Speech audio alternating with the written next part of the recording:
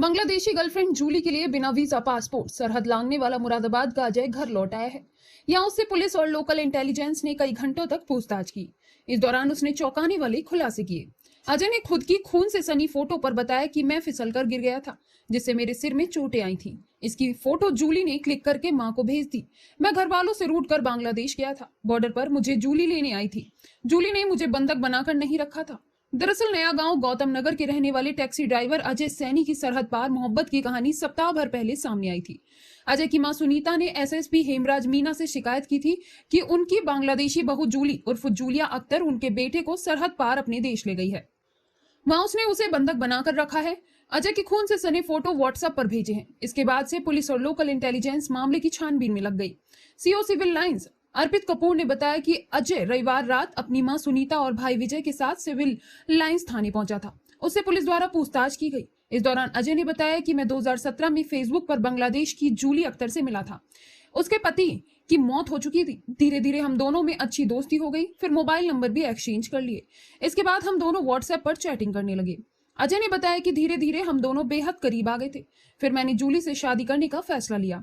जूली भी राजी हो गई। 2020 में जूली शादी करने के लिए इंडिया आने वाली थी, मगर उस वक्त कोरोना के चलते लॉकडाउन लग गया था। इस वजह से इंडिया नहीं आ पाई। अजय ने बताया कि इसके बाद जूली जून 2022 में टूरिस्ट वीजा पर मुरादाबाद आई। इसके साथ में उसकी बेटी हलीमा 11 वर्षीय भी थी। इंडिया आने से पहले मैंने जूली को बता दिया था कि मुझसे शादी करने के लिए उसे अपना धर्म बदलकर हिंदू बनना पड़ेगा। इसके लिए जूली अपनी मर्जी से तैयार भी हो गई थी। फिर जूली ने इस्लाम धर्म छोड़कर हिंदू धर्म अपना लिया। इसके बाद हम दोनों घर के पास वाले मंदिर में शादी कर लिए। हालांकि शादी करने के बाद कुछ दिन बाद ही जूली वापस बांग्लादेश चली गई। इसके बाद इसी साल अप्रैल में जूली फिर से इंडिया आई थी। वह मेरे घर पर करीब 1.5 महीने रुकी थी। अजय ने बताया कि जूली के जाने के बाद मेरी माँ और परिवार से किसी बात को लेकर झगड़ा हो गया था। इसके बाद माँ ने मुझे डांट लगाई थी। ये बात मैंने बांग्लादेश में जूली को बताई। इस पर उसने मुझे बांग्लादेश आने के लिए कह दिया। इसके बाद मैं 5 मई को घर से चला गया था। जूली मुझे खुद बॉर्डर पर लेने आई थी। उसी ने बिना पासपोर्ट और वीजा के उसे बॉर्डर पार कराया था। सप्ताह भर पहले खून सने फोटो के बारे में पूछने पर अजय ने बताया कि वो बारिश में फिसल कर गिर गया था। इसकी वजह से मेरे सिर से खून रिसने लगा था।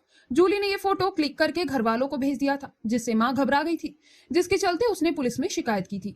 हालांकि अजय ने बांग्लादेश से मां को कॉल पर अलग ही कहानी सुनाई थी। उसने अपनी कॉल पर मां से कहा था कि जूली मुझे बॉर्डर पार कराकर अपने साथ बांग्लादेश ले आई है। उसने मुझे अपने घर बंधक बना लिया है। मैं जब भी घर लौटने की बात करता हूं तो वो मेरे साथ मारपीट करती है।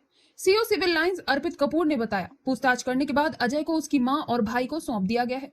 दोनों ने बताया है कि वह उसे पश्चिमी बांग्लादेश से लेकर आए हैं। अजय ने पुलिस को बताया है कि उसकी गर्लफ्रेंड जूली ही उसे बॉर्डर पार कराकर पश्चिम बंगाल तक छोड़कर गई है।